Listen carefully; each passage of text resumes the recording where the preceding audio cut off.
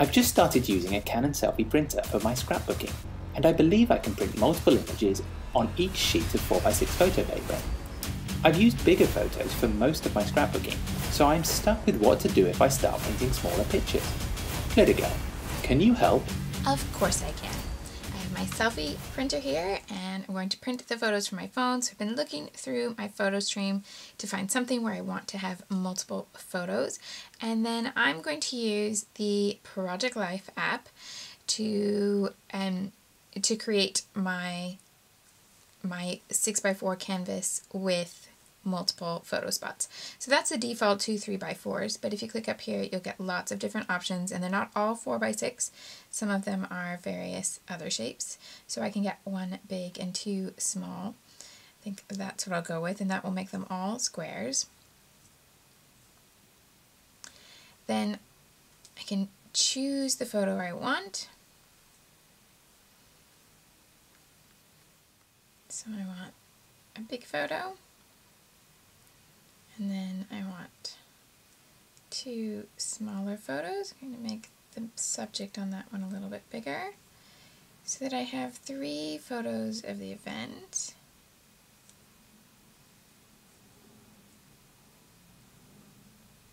Yep.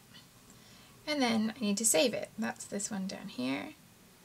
I'm going to export and save image. Then I use my Canon printing app to send it to my Selphy printer. I want to photo print.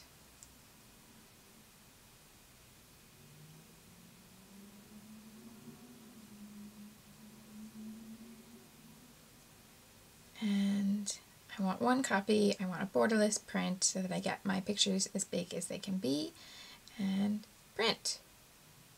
That gives me 1 big square, 2 small squares, and I'm going to do most of my layout with scraps of paper. So I've just pulled out a whole bunch of different scraps that I can use on one relatively simple background. I wanted something that was quite bright because the photos are a bit dark from being taken inside a museum, and also because I took them on my phone, they're not great quality.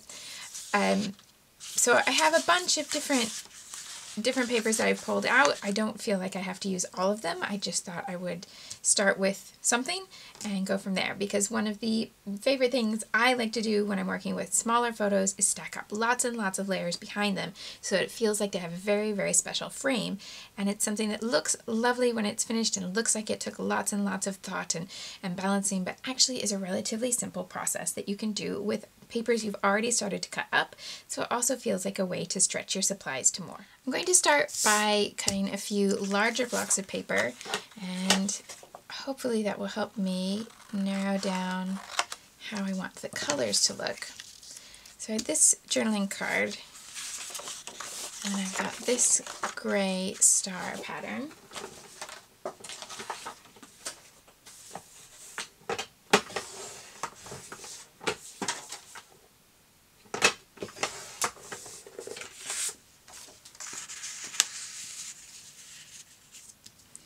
But I want to have a little bit more color, so I have a multicolor stripe I'm going to use in a little strip.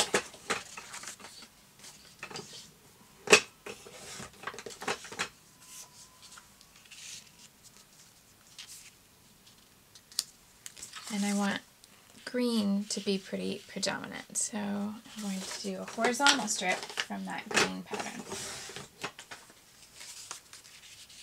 There we go.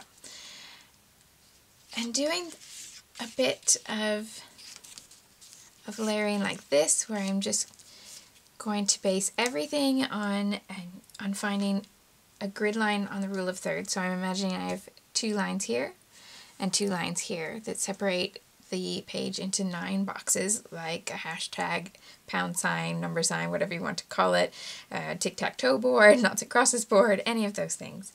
And I'm looking for a spot where the lines intersect, so I have this corner here, and it's going to end at the corner that's at the bottom of that line.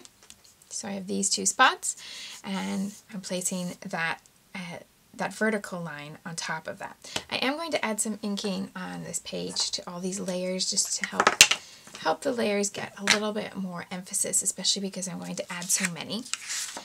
And I'm just going to go with black because I'm going to mix, whites and creams on this layout, where I have that really cool bright white in the background with the yellow.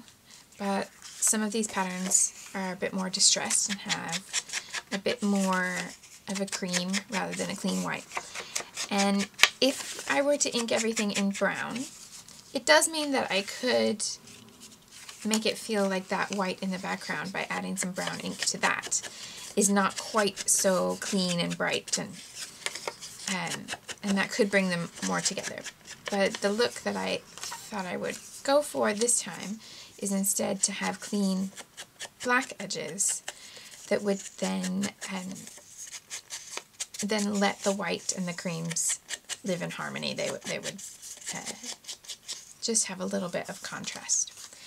So before I do all the rest of my small layers, I'll go ahead and build this foundation piece to make sure my stars face the right way up.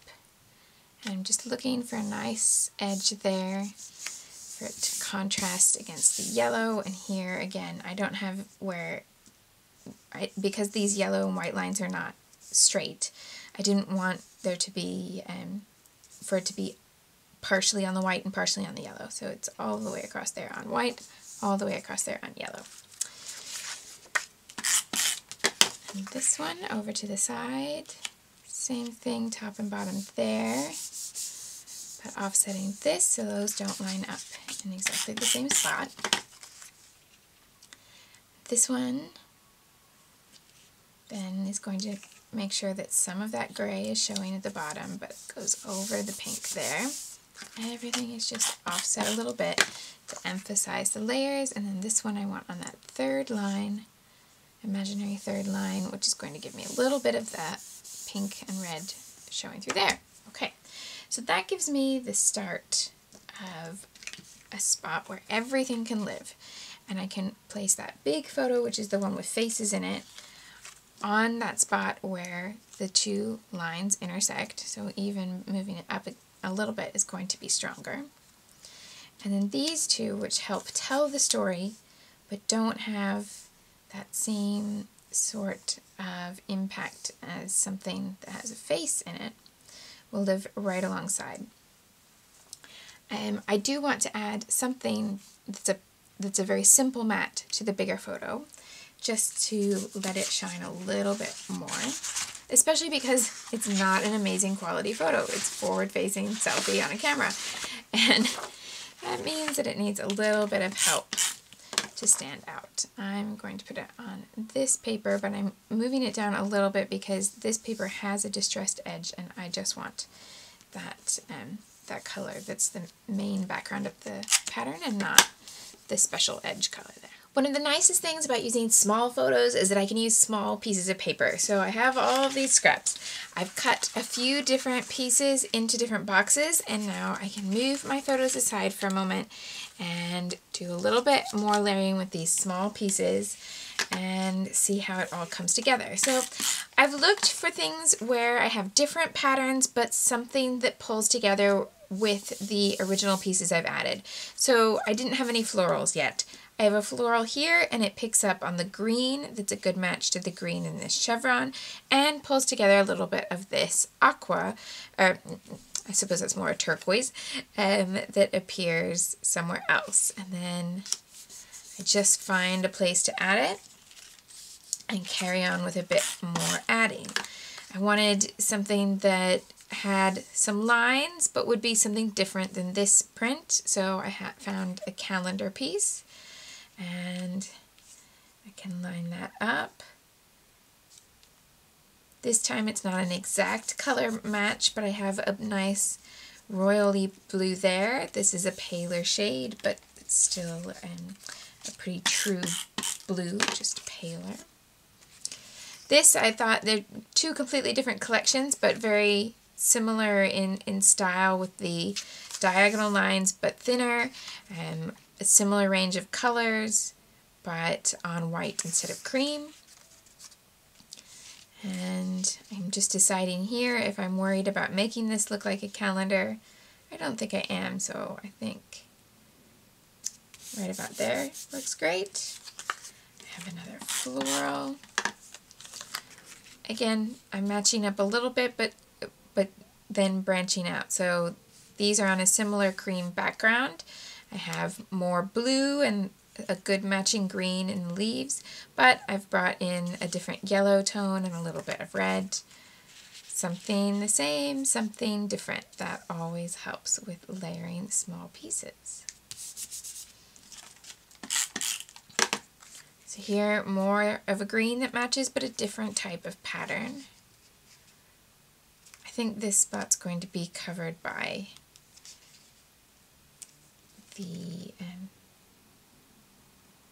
the larger photo, so I wasn't worried if I ended up with a little gap there. And then something that has a little bit of yellow and some cream, but also some lines, so that if I do want to write a bit more, I have that option. And I think actually this one I'm going to pop underneath these layers to bring this down to this part of the page here. And now let's add the photos on top and see how we go. Now, I will end up with things like I've covered nearly all of this floral. So I look to see how much I'm concerned about that, because it's little bits and pieces and scraps. My answer is that I'm usually not hugely concerned with it.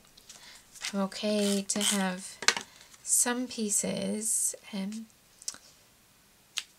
mostly covered.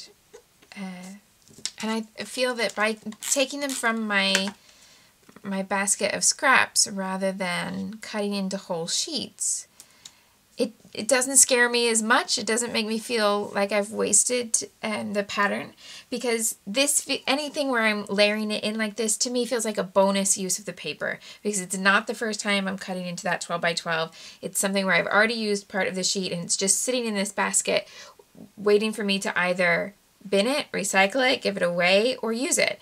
So using it, even if it ends up only showing a little bit like this, is absolutely fine to me, because it feels like a bonus use. I've used that somewhere else on another page. So it's not like an extra investment to put that there. Does that make sense? That's how it makes sense to my mind. Now, I had also cut some little cameras from one of these patterns, and they need some ink around the edges. But this is the first piece that I've cut into a shape that's not just a box. Everything else has been a rectangle in some sort of way. And I like working with cameras because they are that universal thing that pulls our scrapbooks together. That's what we all have in common, no matter what our hobbies and our interests are. We're all working with photos. But also because the shape of a camera is so close to being a rectangle without it being exactly a rectangle. So that's something that I really like about using them as embellishments, because they just slot in really easily to the design. So I'm going to use 3 of these, and I'm just looking for where I want them to go.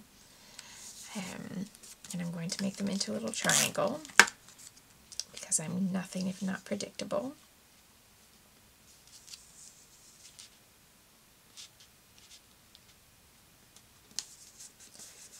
And I was just looking to see, did I want to tuck this one underneath the photo, but I think I like it above. Oh, maybe in this case I do like it under, because having this nice clean edge here brings a bit more attention to the larger photo on the busy background of all the layers. So I will tuck them all underneath. That's fine, that just needs a bit more adhesive there. And this one here. Okay, so lots of paper detail, and now I need to think about title and journaling before I pile a little bit more embellishment onto the top. When working with lots of small layers, it can be a little more of a challenge than a normal page, than a simpler page, to make your title really evident. You can go larger, or you can go more dimensional, or you can go with a contrasting color. And all three of those things will make your title pop out a little bit more from all these smaller details. Now, it's not really a huge necessity that the title be really obvious, and sometimes by using a really small title and small lettering, then you draw more attention to the photos because they become the biggest thing on the page. But in this case, I'm going to go with thickers for my title, and I want to use 2 sets put together. And I love it when this happens where you end up with different sets that coordinate. Especially, it feels a little bit magic if you didn't realize when you were purchasing them. So I bought these 2 sets on different occasions, and they are the same material, same color, but one is all lowercase and one is uppercase. So I'm going to mix the 2 to make my title. So they're all going to be one color. And I think that the best place for me to put my title is going to be right here, and use this. So I look for lines in the layers to see where would be a great place to keep a nice straight horizontal line for my lettering. And in this case, if you imagine those handwriting sheets that you have when you're a kid and they have not just the line at the bottom and the top, but also that halfway line, here is where my halfway line is going to be. So I could use this line here as the bottom line to start, but my title is going to be longer than this amount of space. And I could use the bottom of this photo as the top, but I'm going to run out of room very quickly. So sometimes it can really help to have a midline. And it may be that my title goes a little bit to the right of the midline, but I'll be able to follow it in an imaginary line. And in fact, this yellow here is pretty darn close. So I'm going to place the title right along that line so that even though I have the chaos of lots of little layers with lots of different patterns and quite a few different colors, I have something nice and simple that brings the title into a way that it's not a puzzle, it's not hard to see, and it will bring everything into a little bit more clarity. This background paper made it really easy to journal, even though I could have had the option of writing on all those different lines that I included. I didn't leave myself much room with any of them in the layering, and that's absolutely fine. Whether this had been a solid sheet or now with the lines of the yellow pattern, both give me an option to just write straight onto the background, and that gave me a really good amount of space to hold my story. So now I'm ready for embellishment, and if I were somebody who had lots of themed embellishments, this would be the time that I would go to that, because this would be the place where if I scrapped with dinosaur stickers, I should go get my dinosaur stickers and figure out where they're going to go on the page. But I don't tend to have that specific of themes. So instead, I'm going to be looking at textures and colors, but if I were using themed embellishments, I would be doing it in exactly the same way. Now, I have these 3 little spots of the page that are a little bit different because I added those shapes, the cameras, that are not exactly the same as everything else. And that's where I'm going to place my embellishment. If my journaling had gone in another direction and I didn't feel that that triangle was a good place for adding more stuff at this point, I could change it up because those cameras are not so integral to the embellishment that that it would look strange to have something different. I want to make those little areas a little bit bigger and have something more in common with each other, so that I have a little bit more space to work with, and it looks really clear that those are places I've chosen to gather my embellishments rather than just random areas of the page. So I started with washi tape that is a color that I've used elsewhere on the page. So it's something that has a nice horizontal element and gives me a bit more territory to add the embellishment, but it's not something that's hugely attention grabbing. I don't want that background layer to take all your attention so that you don't notice the other things. And then I went to look at what embellishments I did have that would work with the colors and themes that I have here. So I thought I might bring in some of these softer little stickers here that have a kind of, there's this kind of orangey peachy mix going on, and some yellow. And think something like this might work nicely, where it could be pretty subtle if I have enough that fit the tone of the journaling.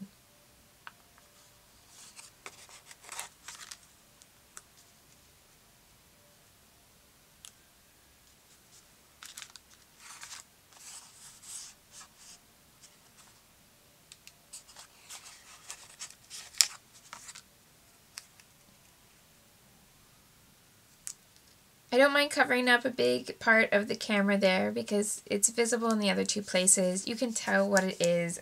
It's not going to make you stare at it and go, what the heck is that? So in my rule book, then that means it's okay. Then I want some pieces that are a different texture, different finish. And I thought these white chipboard stars could do that. Just placing them so that they overlap different edges. That always helps things out in embellishment gatherings if different pieces can overlap all different things. Just a little bit like how all these edges are a little offset. Just don't want everything to line up perfectly because then it looks like a march of embellishments rather than a scattering. And I think that mixing the hearts and the stars might work quite well, but I also quite like this, just more and more stars, and then maybe I bring in hearts just in these tiny little ones. All these embellishments, these stickers that I picked out are all Studio Calico. That was just coincidental. As I was flipping through, I tended to have blues and greens from Studio Calico. I'm just looking. I think the aqua is too confusing against the olive green, so I'm better with the blue. So maybe each little gathering can have a small blue star. I have 3 of those. I'll bring this one down a little bit. Yeah. Bottom of this grouping. One up here. They can go to this edge. And then I can bring in, I wanted to bring in this darker blue to anchor it, and I can do that with 3 little hearts in each grouping. Just scattered a little bit to make some form of triangle.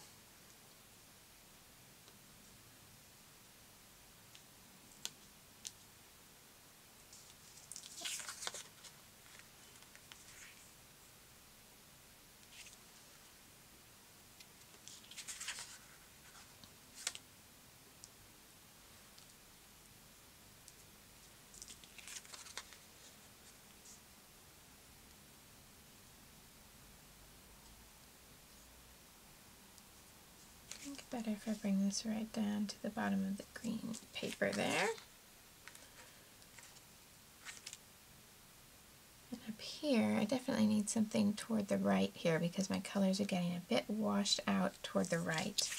And it's making that brighter blue on the left seem a little out of place. Bring this one way up to the top to expand the area of the embellishment, and that way I can include that brighter color a little bit more, and it won't feel like I have that spot that's very washed out by the time I'm done with that. Now, I would like to bring in a little bit of mist. I've been on a gold kick lately, and I'm not going to change it. So gold mist into these 3 little spots. And I don't mind that I have a little scattering like this, that's fine.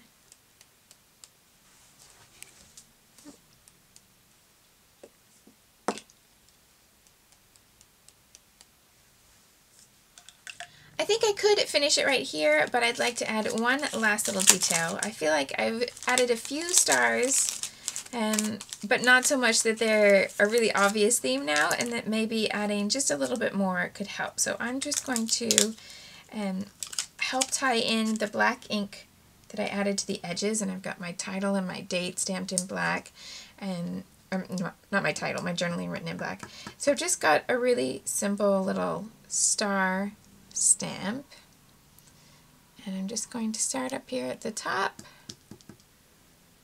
and stamp it a few times, sometimes with ink and sometimes without.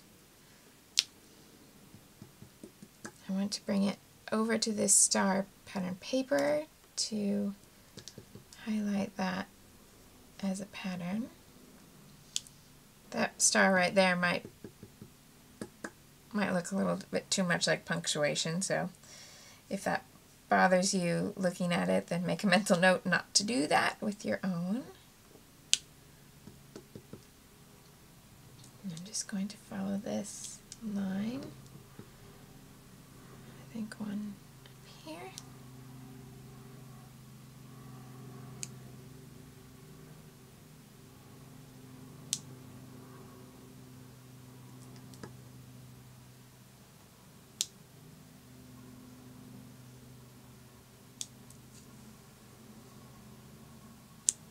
There we go. And that is where I'm going to call that finished. So I have my 3 areas of embellishment that form a triangle around my photos, but I also have this diagonal line that goes from left to right and follows the same direction that we would read. The journaling goes from top to bottom, left to right, all of that goodness. So I'm working with the natural way that your eye would go across the page, even though behind my my basics of my journaling, my title, and my photos, I've put all this extra stuff. That gives me a little bit of a balance, and I hope helps you to scrapbook your small photos too and get a little bit more use of your paper scraps. Thanks for watching, and I'll see you soon.